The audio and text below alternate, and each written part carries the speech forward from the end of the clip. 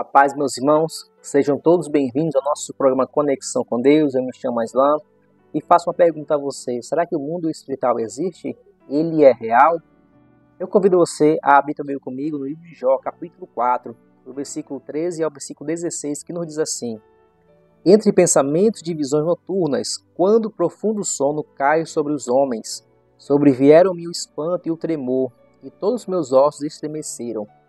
Então um espírito passou por diante de mim, fez-me arrepiar os cabelos do meu corpo. Parou ele, mas não lhe discerni a aparência. Um vulto estava diante dos meus olhos, houve silêncio e ouvi uma voz. Amados, nós podemos compreender que o mundo espiritual ele é real.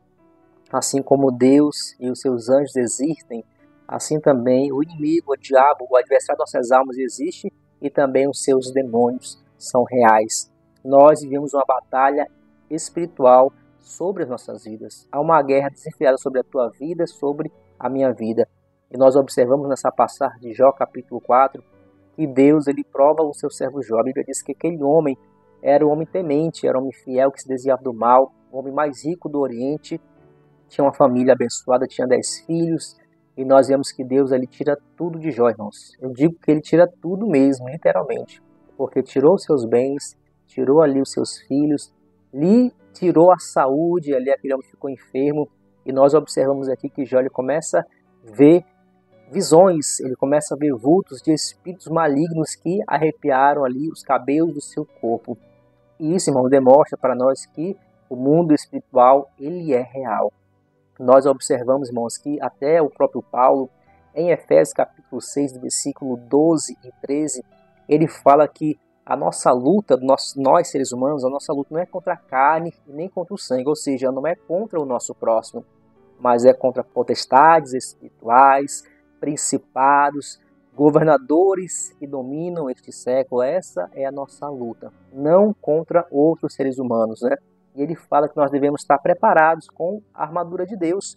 Ele fala no versículo 13, tomai, pois, a armadura de Deus, para que vocês possam resistir no dia mal. Porque, irmãos, um dia mal virá para nossas vidas.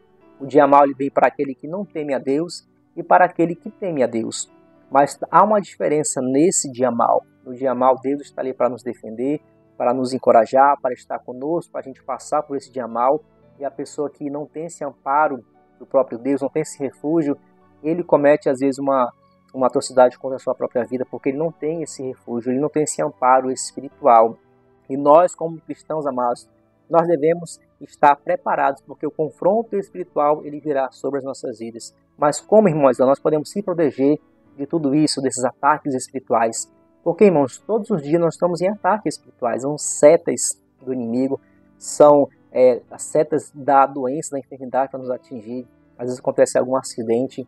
Nós vemos que até o próprio salmista, no Salmo 91, versículo 5 e versículo 6, ele fala a respeito do espanto noturno, que a gente não deve temer o espanto noturno. Se nós estamos refugiados na sombra do Onipotente, sobre as asas do Todo-Poderoso, nós não devemos temer os assombros do espanto noturno, nem a seta que voa de dia, e nem a peste que se propaga, né, na escuridão, e nem a mortandade que assola ao meio-dia, né, que ao meio-dia acontecem muitos acidentes, né, nos trânsitos, né, são inimigos ali tentando ceifar as vidas, né, mas só que Deus, irmãos, ele envia os seus anjos para nos guardar, mas nós devemos estar amparados pela palavra de Deus.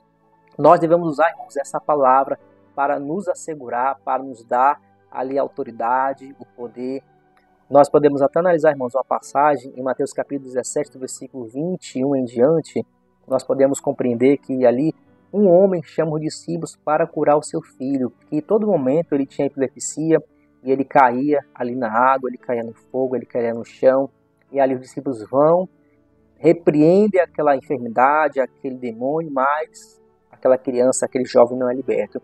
E ali aquele pai vai até Jesus e Jesus vai ali ao encontro daquela criança e repreende aquele espírito maligno, aquela criança fica curada. E Jesus dá uma palavra, irmãos, no versículo 21 do capítulo 17, que essa casta só sai com jejum e oração. As armas do cristão, irmãos, é a oração, o jejum e a leitura da palavra de Deus.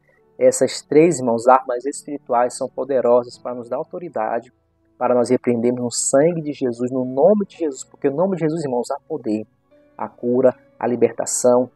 E se você está passando por isso, que você possa, irmãos, ter essa autoridade, possa clamar a Deus.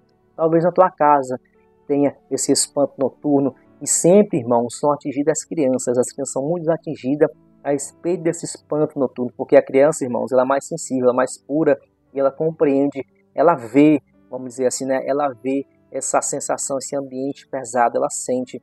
E às vezes o inimigo, irmãos, ele procura atingir as crianças com pesadelos terríveis, com espantos noturnos. Às vezes a criança acorda na madrugada, na noite, assustada, chorando. E nós precisamos tomar, irmãos, uma posição de pai, mãe, cristãos, ter autoridade e repreender. Orar nesse quarto, orar nessa casa e repreender no nome de Jesus, com a autoridade que Deus nos deu. Amém? Que Deus possa te abençoar, que você possa receber essa palavra e que Deus possa nos conceder mais uma oportunidade em nome de Jesus. Amém? Fique com Deus e até a próxima.